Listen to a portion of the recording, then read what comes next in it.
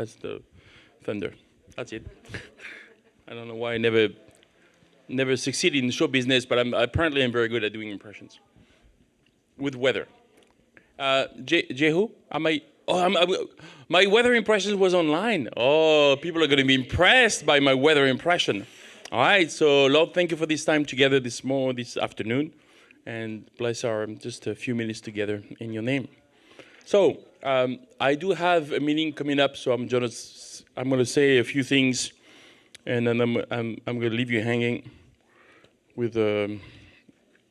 So we're gonna go to a psalm that I'm sure you've never read before. It's a very secret psalm. Nobody finds it. It's Psalm 23. I'm sure nobody read it. It's a very unknown. The concept of shepherding is also something we've never heard about before. And the reason why I wanted to go to Psalm 23 is because this is, if you listen to Grace Hour, the whole week is on Psalm 23. And Pastor Steve and myself, we did verse 2 and 3 yesterday. Was it yesterday? No, it was Tuesday. Together, and I think we had a good time. And as we were talking together on Grace Hour, it's amazing how you get edified, right? Discussing verses with others and in fellowship. And I feel this, when I do with Pastor Steve, it's always the same.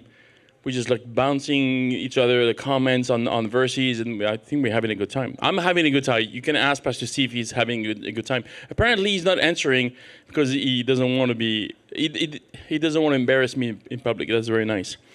Anyway, so Psalm 23. We'll go through the whole chapter and just make some comments. And one thing that I did say on Grace Hour with Pastor Steve is realizing that. It's interesting, I don't know if it's true for you, but if I would ask you which verse do you know best, I'm sure all of us will say John 3:16. And we know it so well that we don't know it at all, right? Because we can quote it, but we don't know the depth of the meaning. Because if you unpack the verse John 3:16, which we rarely preach about it because we assume everybody understands the verse, but every word, every sentence, every part of the verse is loaded with theological content, with truth. And we were saying with Pastor Steve on Tuesday, this is exactly how we think about Psalm 23. Because we might see, I don't know, the way we worded Pastor Steve was, it may sound like a bedtime story for kids. Oh, you'll be fine, the Lord is your shepherd, that's kind of cute, you know. And then we just, as we were unfolding, you know, and getting deeper in the chapter, we realized, like, no, this is not just a good bedtime story for kids. It's actually a fundamental truth that we have to understand. And when we read through the verses, we'll try to make that point. It's not just, okay, well, I'm fine. I have a shepherd. I lay down in the grass. That's fun. I drink some water. That's fun. But there's way more than that. It's basically the only way for us, for you and I, to live the Christian life the way God intended it is through following the shepherd. We can't. Can you and I find water on our own? Yes. Can you and I find food on our own? We just did. We're in the cafe. Can we find the food and the water that God intended for us? That's a whole different story. Can I on my own find Christ if He doesn't reveal Himself? I can't. Can I know His will if He doesn't reveal it to me? I can't. Can I know the extent of His love for me and His care unless I'm led by Him? I can't. So the point actually I'm making just to introduce Psalm 23 is that we cannot just read the verses and the chapters we know like business as usual. It has to be fresh. You know, I go back to Psalm 23, and for me, it was like a good, not a wake-up call, but a good refreshing on maybe I'm way too familiar with the verses that I'm preaching or on a lot or teaching a lot. And there's a few places in the Bible that I like this. We mentioned John 3:16, of course. You know, who doesn't know 1 Corinthians 13? Everybody does, you know. Or, you know, we got those chapters that we have, and we might even, not consciously, but we just might just relax when we hear those verses. I know. And Paul made a very strong point in Corinthians, I think it's chapter 12. No, not 12. I'll find it. Where we don't know how we ought to know, right? I think it's chapter 8. Paul is not saying, well, you don't know. He says, you do know, but do we know how we ought to know? He says, we don't. So when I read the verses, am I skipping through? Am I just, read it because it's part of my reading plan for the day? Or am I allowing God to speak to me? And that's how I felt this week by thinking, really? A whole week of Psalm 23? Like the first day was verse 1, second day was 2 and 3. And then there's 6 verses and there's 5 days. So imagine that's a lot of days. It's 5 hours just on Psalm 23. And actually, when you listen to it, there's way more in there than I thought there was. So anyway, let's go verse by verse, and we're just gonna make some comments. And I think just to realize that if I stop and talk about it, then I'm bringing things out of unpacking. The Lord is my shepherd; I shall not want. So we know, David wrote this psalm, and we know that he was a shepherd. So the reason why I think David used that is because he knows how to understand and make us understand the relationship God wants to have with us. And if he was something else, if he had been a carpenter, he would have said something else. If he had been but God, led him into using his experience to express him how he was able to understand God in some areas of his life. As a shepherd, he realizes that his sheep cannot have a full life or a sustainable life, even if they are not shepherded. I don't know if we always joke as the sheep as the dumbest animal on the planet. I don't know if it's true. I have a dog, and I think my dog is pretty dumb. But we have this debate with my wife. She thinks, "Oh, it's a smart dog," and I don't think so. It's like they're saying, you heard that before, that dogs, when they're adults, they have the brain capacity of a 2-year-old. Right? That's the maximum. Mine stop at 6 months old. Anyway, so she's very nice. She's a lovely dog. I love her, but she's not that smart. Anyway, and the example I was giving on Grace Hour with Pastor Steve is because dogs are used, they're grown, they're raised by people. They cannot fend for themselves. If my dog disappears in the woods, if I don't find her in the next few days, she'll die. She doesn't know how to find food. She may not even know how to find, a shelter. They might be covered in ticks and diseases, all kinds of things. She'll never make it. And David is saying the same thing. It's okay, so can you and I live our lives without God? Yes, millions of people do it. But can we live the life God intended for us without Him? We can't. That's the idea of shepherding, right? So when David says this, what he says, he's speaking about the spiritual life. He's not speaking about just God providing for our necessary food. But the food, the grass he's talking about, the water he's talking about, it's a specific food and drink and provision that God wants us to have. Because, of course, there's millions of people who don't believe in God that have a decent life. They have a good job, they're smart, they even have a good character, maybe they're good people, they take care of their family. But at the end of the day, they do not live the life that God has intended them to live unless they're following the shepherd, right? So the want here is not like because we also know Christians through the centuries and even now that are under persecution, and they might just be in want physically. Do they have everything they need? Maybe not. Do they have the food they need? Do they have access to clean water all the time? No, they don't. So David is not saying God is making us a promise that we'll have everything we need all the time and we won't be persecuted or we'll have everything we want, but we'll have all the necessary spiritual food. Like, I don't want, the other want is missing, right? It's not just want that I want something, but I shall not want, I shall not miss. And even though, Paul, when he wrote about what he went through in 1 Corinthians, he's actually saying that he's learned how to be content in both abundance and want. It's because of his relationship with God. So it's easier to be content when you have everything, except when you have everything, you're always missing something else. If the world and our happiness was only based on what we have, then the Hollywood stars, the billionaires, would be the happiest people on the planet. But are they? Not necessarily, right? Anyway, so yeah, the Lord is my shepherd, I shall not want. He makes me lie down in green pastures, and he leads me beside still waters. The shepherding that we have in our lives with God is God leading us where He wants us to be, right? Like, will I find some pastures? Yes, I may. Would I find the water? Yes, I may. You know, there's one thing interesting. Water is still water is the way it's written here. It's specific. If you have stagnant water, which there's absolutely no running going on, then the water turns bad. You can have bacteria developing, everything. And if you drink this water I said on Grace Hour the other day, if you leave me alone, for 48 hours somewhere in Alaska, if I don't die, I most likely will become homesick because I'm going to eat something I shouldn't. I'm going to drink something I shouldn't. I'm not a survivalist, so I don't know what's going on. So I see water. Yeah, I found water, and then you have some kind of disease.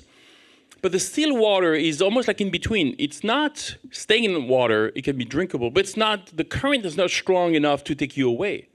So the water is perfect, right? The sheep are getting the water they need, and it's clean enough for them to have. And he says, he restores my soul. And one of the points we made in Grace Hour is that the reason why we need a shepherd, because our soul needs restoring. My soul clings to the dust in Psalm 119. And in a way, when you think about this, it's in the word itself. Can anything spiritual happen in my life without the Holy Spirit? The answer is no, right? The spiritual comes with the Holy Spirit. And my soul cannot be restored unless I'm shepherded, unless I'm led to the proper water, the proper pastures. It restores my soul. And then he says, he leads me into the path of righteousness for his name's sake. And I'm trying to remember, Pastor Steve, you said something about God does everything for his name's sake. He died. I think you said something, Pastor Steve, along the line, like he died on the cross for his name's sake, right? I never thought about this before. Like, does God need us? Sometimes, and we were discussing on Grace Hour, and don't be offended, but we said it publicly, so I can say it publicly again. Sometimes our worship songs don't reflect how God really is. Like one of the songs we sing sometimes, like you couldn't imagine, heaven without us. And my answer is, he can. Yeah, he doesn't need any of us.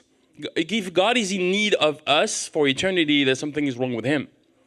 So, and when we think this way, it makes us, God is getting even bigger than what I thought, because God didn't create us because he needed something to play with, or something to occupy his days.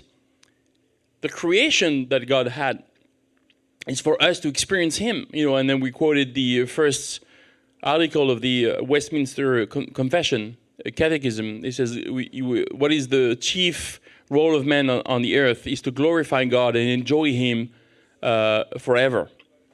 And that's exactly what it is. God didn't need us, but he decided to create a world where we're there so we can actually enjoy him. And it's for his name's sake. Everything that God does is out of his sovereignty. He does, and when we look at he leads me to the path of righteousness, I think this is one of the key verses in Psalm 23. Pastor Steve and I, again, were discussing on Tuesday, Titus 2:11 and 12. Like the grace of God teaches us to deny ungodliness.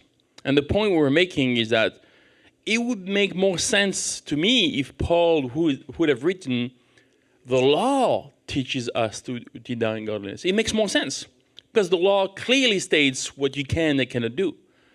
So for me, it would make sense if Paul would have said, well, the law is there just to tell you what to do and not to do so you know how to deny ungodliness. Because if you list all the things I can do, then I know what ungodliness is, and that would help me to deny those things. But he says, no, the grace of God teaches us to deny ungodliness. And that sounds counterintuitive. Because I don't know if you think this way. If we had a choice between, and our lives were evaluated based on how good or not good we are doing as Christians, I would rather be in a legalistic surrounding than a grace surrounding. Because when the Bible tells me two options, all is pure for those who are pure, good luck with that. Where do I stand? You know, it's like, okay, now I have to walk with God. I have to walk in the Spirit. I had to be led in righteousness.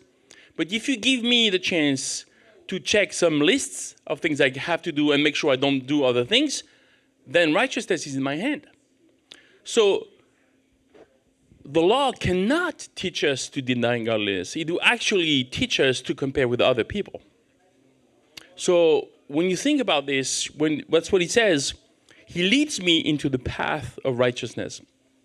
Because if I lead myself, I will be led into the path of self-righteousness. But I will never be led in the path of righteousness without shepherding. And that's amazing when you think about this. For his name's sake. So the point here really is that Psalm 23 is not it cannot just be dismissed as a cute psalm. Oh, you know, the Lord is your shepherd and you shall not want. You know, no, it's more than that. The shepherding needs to happen for me to live the life as Christ intended us to live. So, yes, though I walk through the valley of the shadow of death, I will feel no evil, for you are with me, and your rod and your staff comfort me. So, and it goes back to the verse. The first verse, I shall not want. Yes, I may want. I may end up in the valley of the shadow of death. But I will feel no evil, because you are with me, and your staff is guiding me. Right? You have prepared a table before me in the presence of my enemies. You appoint my head with oil. My cup runs over. There's many ways we can understand this verse, and I think it's. Thursday. It must have been spoken to this morning, but